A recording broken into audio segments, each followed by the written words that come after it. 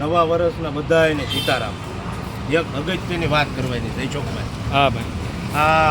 અહીંયા ભણીને છોકરાઓ વયા ગયા છે વિદેશ, અને ત્યાં ટીશ્યુ પેપરથી લૂસીને ગુવાળા ભાન વગરના જે આપણા દેશનું હલકું બોલે ત્યાંના રોડ બતાવે તો ઈવડાઈને એ નથી ખબર કે ત્યાં રોડ બન્યો હોય ને ત્યારથી અત્યાર સુધી વાહન નહીં નીકળ્યા હોય ને એટલે અહીં એકદમ વાહન નીકળે, એટલે અહીંના રોડ તૂટી જ જાય. અહીંના રોડ હારા ન રહે, અને દેશનું તો હલકું બોલાય જ નહીં.